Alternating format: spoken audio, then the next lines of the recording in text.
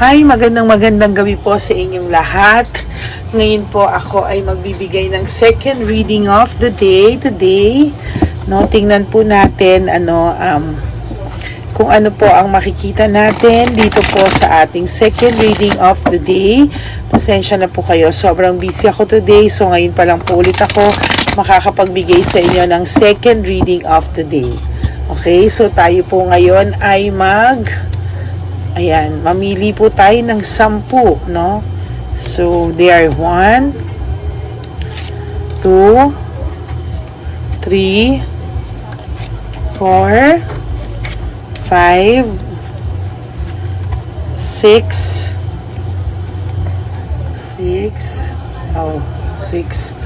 7, 8, 9, 10. Okay, and then pili po tayo ng isa pa.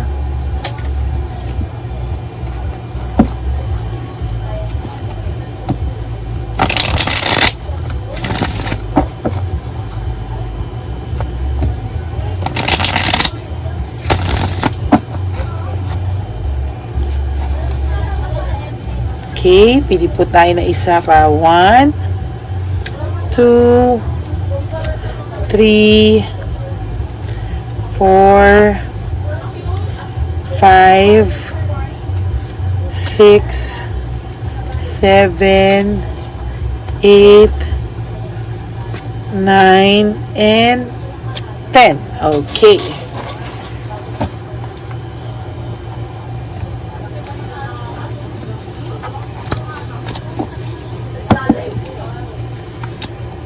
Huwag niyo pong i-skip para po tayo po ay magkakuha na ng energy, no? Para po kayo mahigop po yung energy nyo para sa susunod.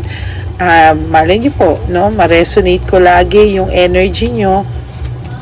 Yan, okay? Ano kaya ang makikita nating second reading of the day? Nakaka-adjust ka na po talaga, no?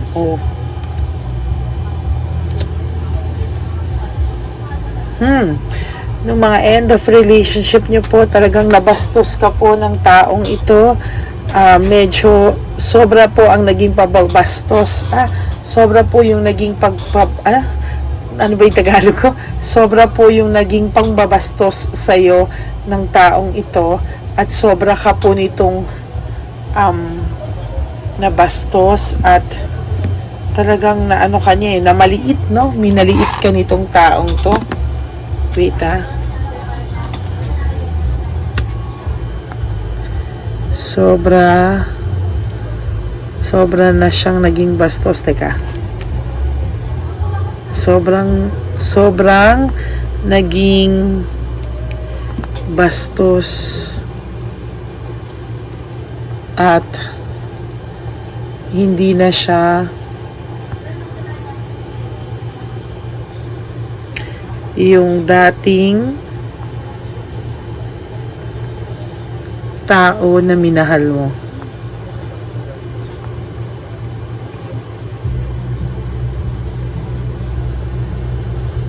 Okay, so sobrang naging bastos siya na tipong, alam niyo po yun, okay, wait. Yan. Okay, sobrang naging bastos at hindi na siya yung dating tao na minahal mo, no? Parang hindi mo na siya kilala, no? Yung end of relationship nyo or yung medyo matagal na yung relationship nyo, towards the end, naging bastos ito. Abusado, bastos, hindi na siya yung dating taong minahal mo, parang hindi mo na siya kilala, no? Now, unti-unting bumabalik sa kanya yan, kaya siya ay may frustration na nararamdaman. To tell you honestly, medyo frustrated itong person na to sa mga nangyayari sa kanya ngayon sa buhay niya. To the point na hindi rin niya kilala pati sarili niya, no? Kahit yung sarili niya po, hindi niya na rin kilala most of the time. There's security and concern. Parang nawala rin yung pagkakilala niya sa sarili niya, nawala yung kabutihan niya, yung bait niya, nawala rin po talaga sa kanya. To be honest with you, nawala po lahat iyon, ano? Kung dati bait na bait ka sa person na to, parang bigla na lang po, no, na hindi niya nakilala yung sarili niya. Even him, no, parang nawala rin yung pagkatao niya sa kanya. Even yung peace of mind niya po, nawala sa kanya. Scrutiny, high level of scrutiny. Ito po ay talagang masasabi ko na parang kakaiba po talaga yung person na to. Nag-iba. Parang nag-ibang anyo, nag-ibang tao. No? Parang ibang-iba na po talaga siya. Tapos distracted din po siya sa lahat. And he has parang hindi mo na po siya kilala. Parang talagang distracted siya. Ang laki, 360 po yung naging pagbabago ng buhay niya at pag-uugali niya. Lalo na po nung dumating ang tsabilitang palakang to sa buhay niya, no, na parang akala niya po magiging maayos ang buhay niya, akala niya magiging masaya siya, but the truth is hindi pala po, no, hindi pala po naging maayos lahat, lalo pang gumulo.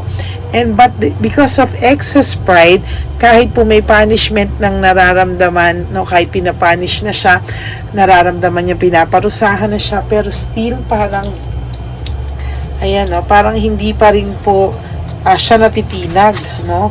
Parang hindi pa rin po siya natitinag, parang lalo pa po siyang naging mapagmataas, no? Parang hindi po siya marunong umamin ng pagkakasala niya at all.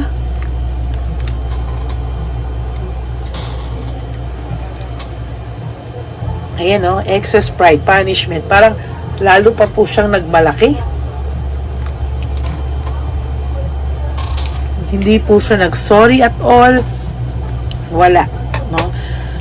Parang yumabang pa po ito.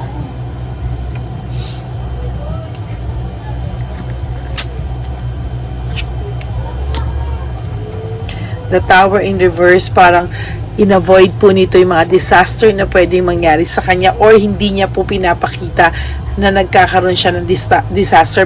Ina-avoid niyang makita mo yung disaster na nangyayari sa kanya as of the moment. Yung emotions niya parang para siyang susugod anytime. Well, in fact, ikaw, there's still hope and faith sa'yo na somehow magbabago pa itong taong to. Kahit alam mo na never na po itong magbabago. There's confusion. May confusion na nararamdaman itong taong to. Naging brutal din po yung tao na to, no, bandang huli. Naging brutal din po ito sa'yo.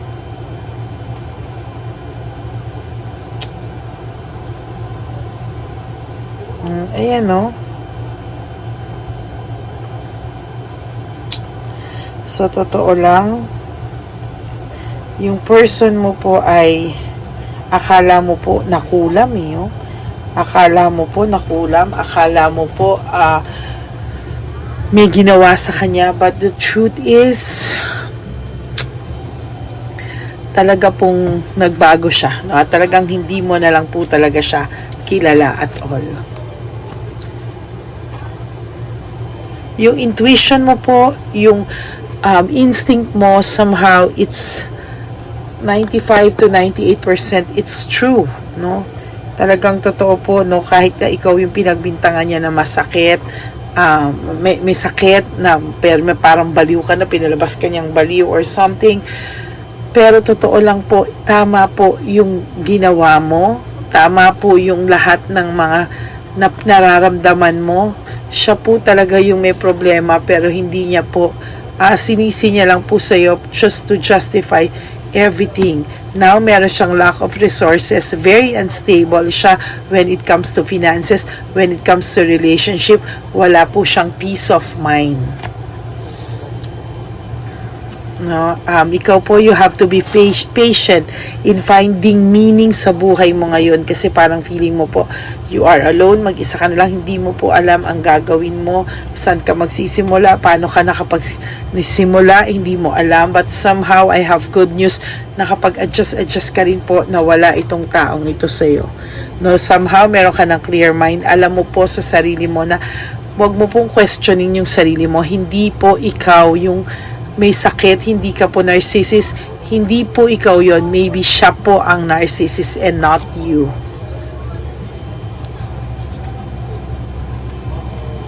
May rewards pong nag-iintay sa'yo sa lahat ng paghihirap mo, mayroon pong balik sa'yo na maganda, and sa kanya po it's all failure and defeat, no?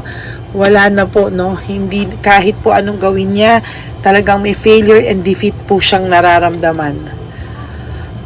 There's hard work and responsibility, nagiging burden po sa kanya yung kanyang trabaho, yung kanyang responsibilidad, it's all burden. Wala po siyang satisfaction sa lahat ng nangyayari sa kanya, it's all burden, no? Binaburden po siya sa lahat ng nangyayari sa kanya. Okay?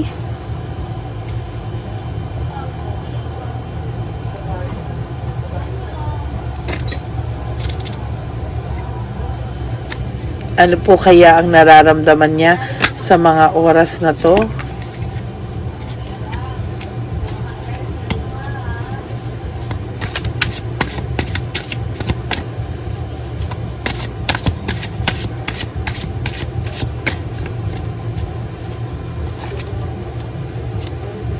Pili po tayo. I am scared of rejection. Ang taong to po ay sa sobrang pride, takot po siya sa rejection. To be honest with you, no? Hindi niya po alam kung ano po yung rejection. Ayaw niya pong maramdaman kung ano yung rejection, at ayaw niya pong ma-reject, sa totoo lang. I don't know where to start. Hindi niya po alam kung saan niya sisimulan ang sarili niya, kung paano, no? And third card is, I don't want to be alone. Ayaw niya pong masaktan mag-isa. No? Ayaw niya pong mag-isa sa buhay dahil ayaw niya pong maramdaman na nakarma siya, no? Ayaw niya pong malaman na tatanda siyang mag-isa. Pero sa totoo lang, wala po siyang ginagawang way. I can talk to you right now. Hindi pa rin po niya ikaw nakakausap, at wala pa po siyang balak na kausapin ka. And for the last card po, no, sa totoo lang po, hindi po niya alam bakit ikaw lang din daw po ang nakakaintindi sa kanya. Wala raw pong ibang nakakaintindi sa kanya kung hindi ikaw. So nakukumpara ka rin po niya, pero sa totoo lang naging sobrang bastos to. At talagang nagbago po talaga siya ng bonggang-bongga. Hindi na po niya alam kung sino din siya, no? Hindi na rin po niya kilala kahit yung sarili niya.